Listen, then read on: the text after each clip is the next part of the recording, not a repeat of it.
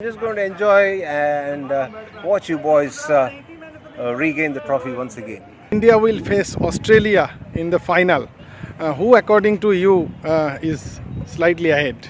It'll be a good final primarily because Australia is a very competitive side, but the way the Indian boys have played, they look invincible. Yes, there's always this little bit of apprehension that they have not had a bad game as yet, but it's no hard and fast rule that some team should have a bad game in a campaign during the World Cup.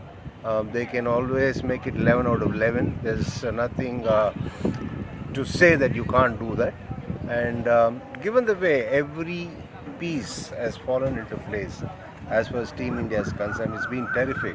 There were some doubts about the entire team before the start of the Asia Cup. We were all wondering, a lot of talk about what is going to happen to this team, what is it that they can do.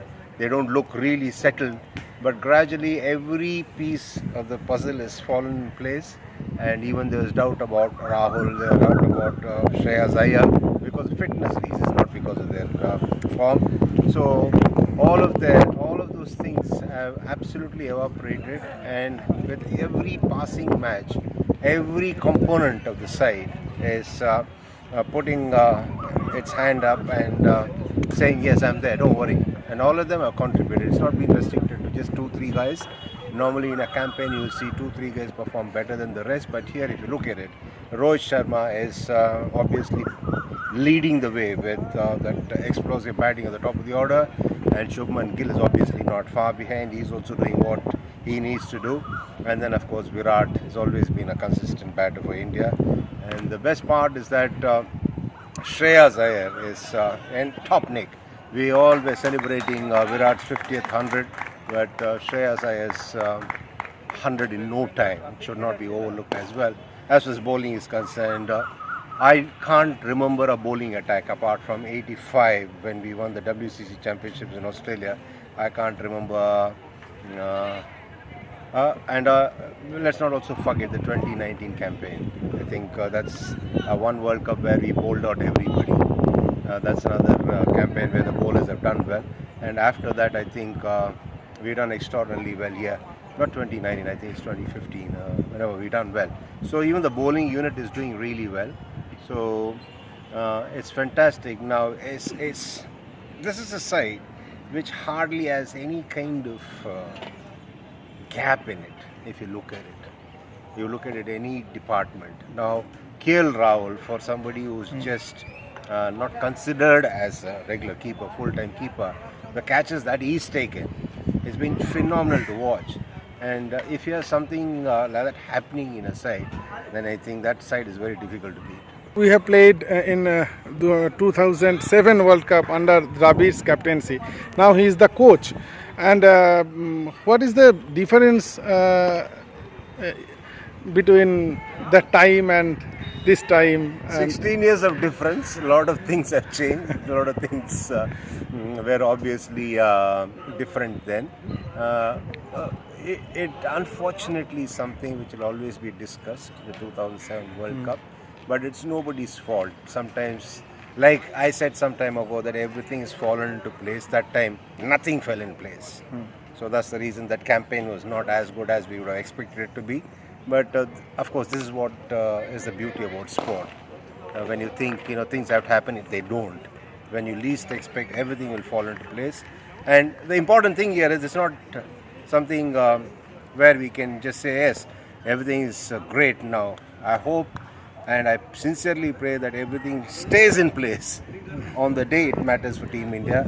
And I can only say that we are more realistic to think that India can win this World Cup as against hope, because the brand of cricket that they played, the quality of cricket that they played, and the approach that they've taken has been fantastic. With the Bengal team for many years, and you have seen Mohammad Shami's growth, and there is always comparison between Bumrah and Shami. And what about Mohammad Shami? On what's your take? It's always not a great thing to compare bowlers. Because everybody has his own style. Bumrah is a different kind of bowler compared when you're talking about Bumrah alongside Shami, because Shami is more of a seam bowler who has a fantastic wrist position. Bumrah is more of a guy who has a unique action, and he can surprise you with different variations because of his control.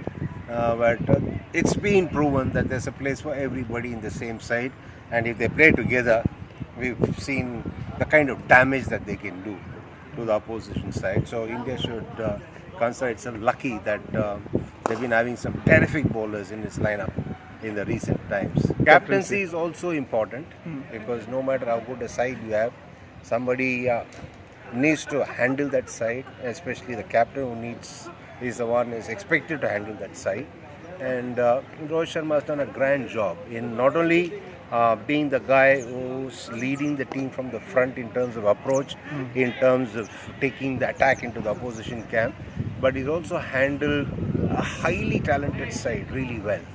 And as I said some time ago, given the things that was going on, that was being discussed about before the Asia Cup, to try and keep them together and to change the way this team is playing is fantastic.